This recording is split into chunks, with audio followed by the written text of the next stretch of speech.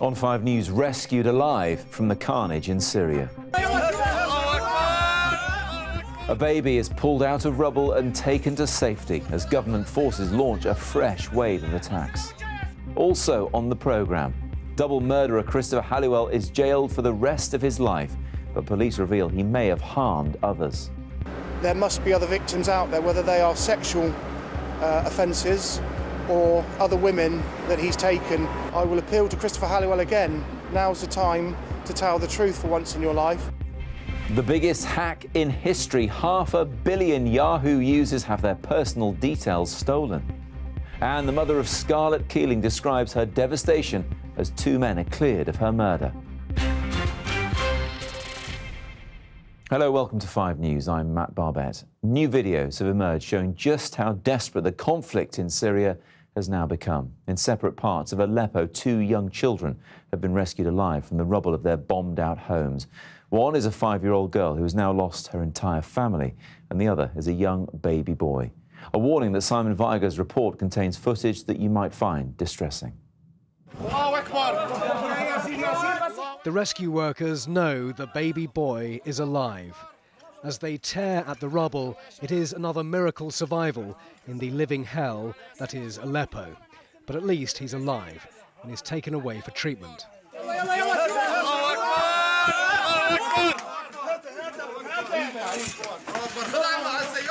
At a different location, the team here also knows this 5-year-old girl is alive.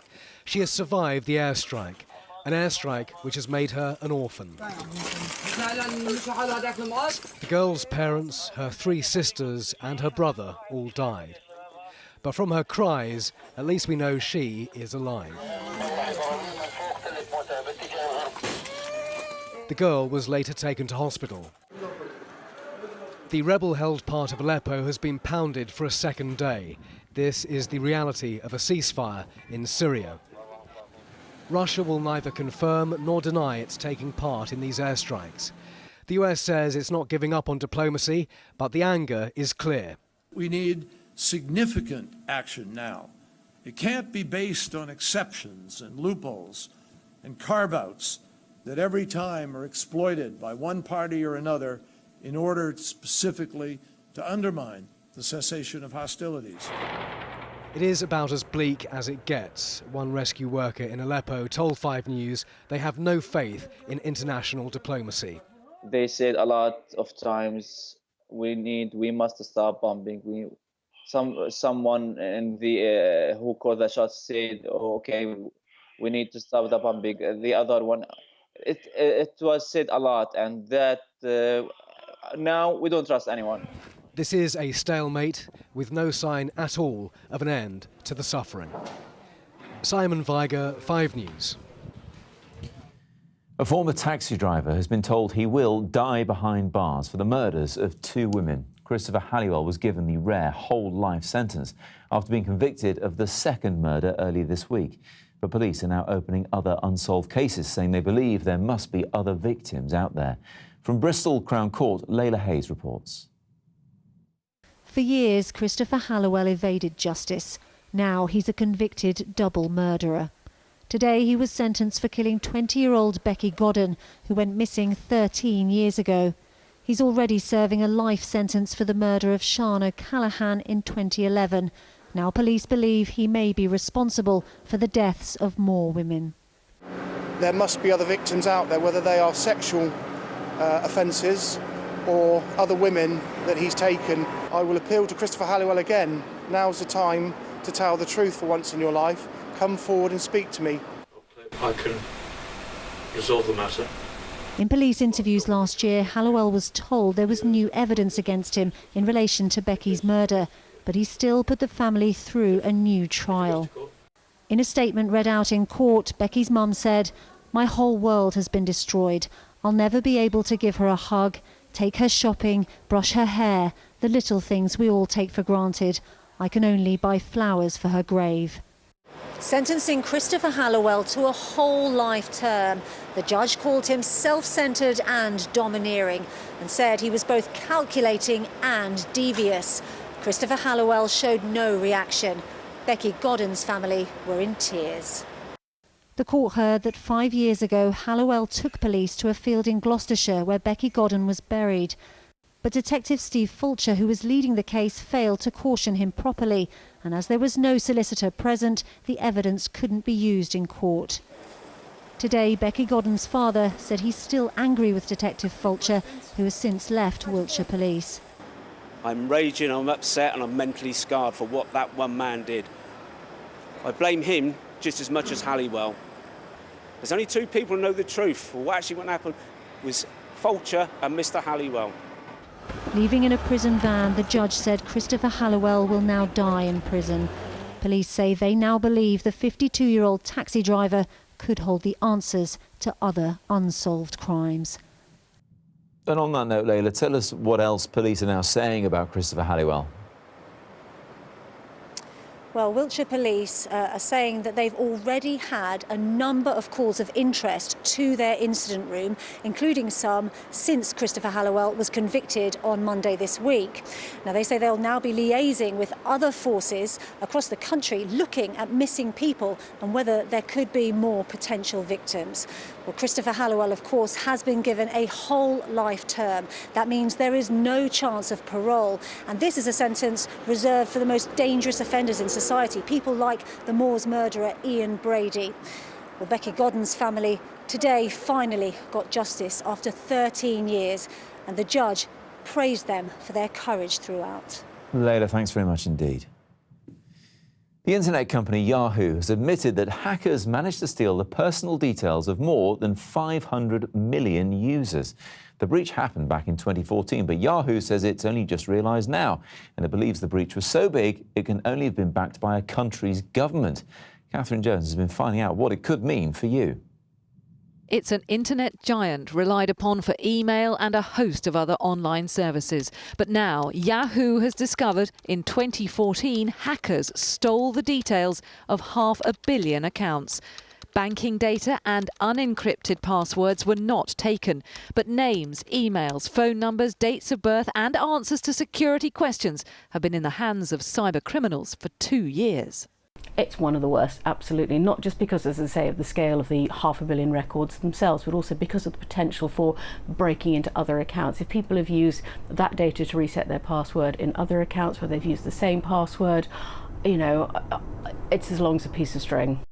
Yahoo's hack is the largest of a long list of damaging internet security breaches. In the last 2 years alone, 145 million eBay accounts were compromised. 37 million people were exposed as customers of Ashley Madison, a site for arranging extramarital affairs. And hackers got hold of the bank details of 16,000 TalkTalk customers. Yahoo believes the hackers had the backing of a national government. Yahoo is part of a string of very large data breaches. So people in the world are being put into like giant telephone books in large data sets, which means over their careers, whether they're in the military, in essential services, critical infrastructure, a hostile nation state knows where you are, what your preferences are, and how it can manipulate your attitudes. The advice to Yahoo account holders is to change password and change security answers for other accounts if they're similar to the answers to your Yahoo security questions.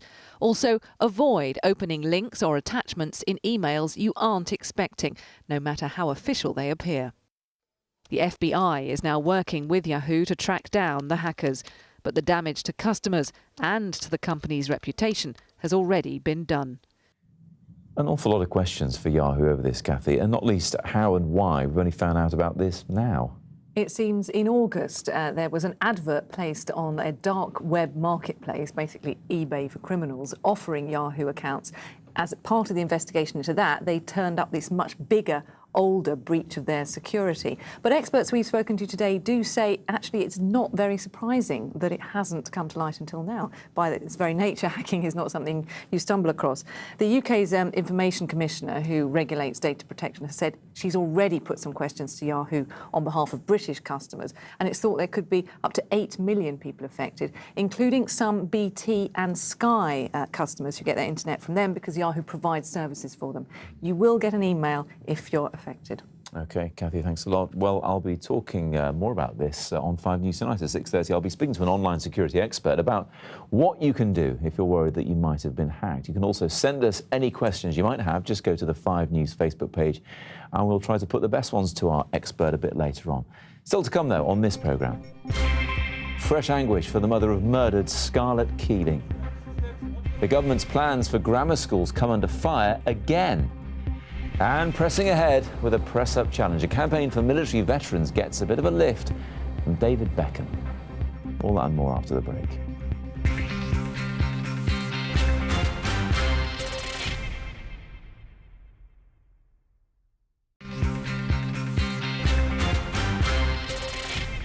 Welcome back. You're watching 5 News. A judge in India has cleared 2 men of raping and killing a British schoolgirl on a family holiday 8 years ago. The body of 15-year-old Scarlett Keeling was found on a beach in Goa in 2008. Police initially treated it as an accident before they then arrested 2 local men. As they walked free from court today, Scarlett's mother promised to continue her fight for justice. Olivia Kinsley reports. Led from court by her lawyer, Fiona McEwen seemed in shock. It's 8 years since her teenage daughter Scarlett was found bruised and lifeless on a beach in India, and 6 since this trial began. Today the judge took just moments to find 2 local men not guilty. I'll speak later. Yeah, I'm still shocked, really. Samson D'Souza on the left and Placido Carvalho were alleged to have plied Scarlett with drugs, raped her and left her unconscious, accusations they always denied. D'Souza stood behind his lawyer outside court. Placido Carvalho also left a free man. This afternoon, Fiona McEwen said she's reeling from the verdicts. I still can't get my head around how she could let them off on everything when there were so many witnesses saw them putting drugs out for her. The family from North Devon were on a 6-month trip to India and staying in Anjuna, a haven for backpackers. When they travelled on, Scarlett, who was 15, asked to stay in Anjuna for a Valentine's Day party, and her mum Fiona said yes, something she said she will always regret. The local police initially claimed that Scarlett had accidentally drowned, but a second post-mortem showed bruises all over her body and signs of a sexual assault. Local news footage from the time shows Fiona in Anjuna where she fought for a criminal investigation. She feels the justice system has failed them. I had to have hope all the way, up until this point, but my hopes are dashed, really. It seems she wasn't worth anything to them. She now faces the difficult decision of whether to walk away without answers or to fight on for Scarlett by taking the case to a higher court. Olivia Kinsley, 5 News. 6 more Team GB athletes have had their medical details leaked by Russian hackers. They include gold medalists Saskia Clark and Richard Chambers. The files show some of the medication they've been taking during the Olympics. A total of 23 British athletes, who also included Justin Rose, have been targeted. There is no suggestion, though, that any of them have done anything wrong. The founder of Sports Direct, Mike Ashley, is making himself the chief executive of the company. He's taking over after the previous boss resigned. The firm's faced criticism for its treatment of people who work there. And the FBI says it's gathering information about an alleged incident involving Brad Pitt and his children aboard a private jet last week. Pitt's wife, Angelina Jolie, filed for divorce on Monday, citing irreconcilable differences. Jolie has asked for physical custody of the couple's 6 children, but has asked the judge to allow Pitt visitation rights. The FBI said in a statement it's continuing to gather facts and will evaluate whether an investigation will be pursued. Next, it is Theresa May's big idea to revive grammar schools in England. Now reports warn they could achieve the opposite of what she claims. The largest study of its kind has found those that already exist don't just widen the gap between rich and poor. There's no evidence they improve educational standards at all, as Charlotte Grant reports. It's non-uniform day here in Kent, so pupils get to select what they wear. And as a grammar school, the pupils were selected based on their academic ability. If I didn't get into Cranbrook, then I don't think I would have been able to excel, purely because I wouldn't have been able to reach the grades I got. I think it's great to have choice in your life and you can choose where you go and what you want to do. It can help to reach my full potential, whereas, I can't really afford a private school. It works for them, and Theresa May now wants there to be more grammar schools like Cranbrook in England. But for the first time, a major report's questioned the government's grammar school plan. The largest study of its kind has found no evidence more grammar schools would improve overall standards and would widen the gap between rich and disadvantaged pupils. In areas with more grammar schools, the study says educational standards will fall. Their presence in the country doesn't lift the overall attainment of children. It's not a good way of addressing a general improvement in educational standards. But the government's argument is that new grammar schools won't be like those in the past. It says its plans are about creating more good schools in more areas to improve overall standards. And teachers here believe there is the demand for more grammar schools.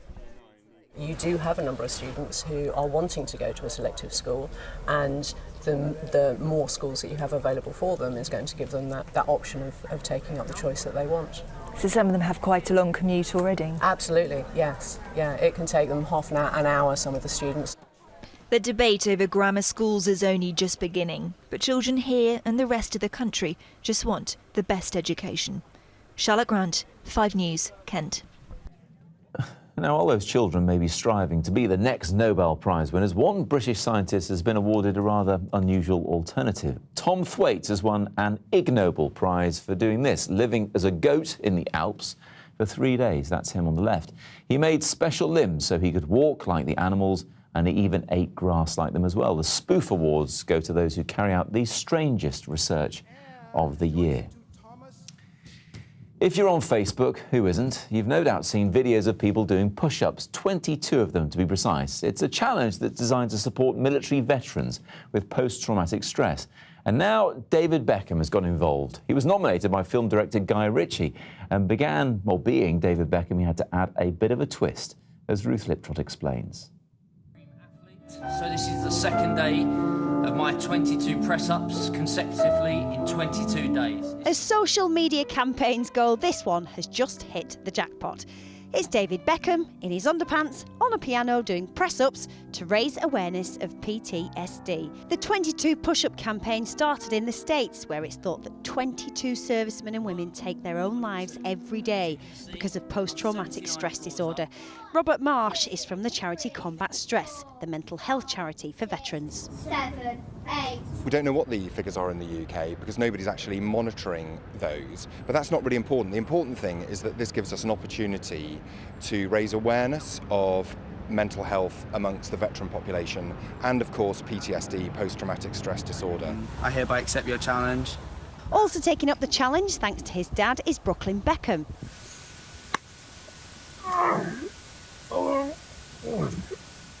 Actor Tom Hardy did it in a gold jumpsuit. Thank you. Oh, that's good. I lost count. And action hero The Rock did it with a dog bite in his head. 80, 90. And it's not just celebrities. Here are Chichester Police, who are frankly showing off. And lots of veterans as well, of course. But you don't have to be a fitness fanatic. So there are a number of ways of doing this. You can either do a full push-up, and if you can't do a full press-up, you can do it on your knees. And if that's still too hard, you can do it on a wall or a tree. This, though, no, you can't do that. Anyway, certainly seems to be on people's radar. Do you know what the 22 push-up challenge is? Yes, it's 22 push-ups for 22 days. Yeah, and what's it for? To raise awareness for post-traumatic stress disorder. Excellent. Oh, would you take it on? Yes. Is it a good idea, do you think? Yes. Yes. Very good idea. Very good. Just 22 press-ups, right? Every day. For 22 Every day? days. Oh, wow. Yeah, I could do that. You know what, though? I'm still not sure of the technique. So shall we have a look at David Beckham again to make sure? Ruth Liptrot, 5 News. 21, 22. There you go. I'll have more on that story on 5 News tonight. I'll be speaking to a marketing expert about the importance of getting celebrities like Mr. Beckham himself, to back charity campaigns. And we'll be talking to Daniel Radcliffe about his new movie role, which sees him play an FBI agent infiltrating an American far-right group. We could always use a man like you, Nathan. Educated, war veteran, clean record. And so what's the overall objective? This is revolutionary activity we're talking about here. Certainly not Harry Potter, is it? We'll have the very latest with the actor on the red carpet. That's at 6:30, but that's all from me for now. Thanks for your company. I'll see you again in an hour's time. Bye-bye.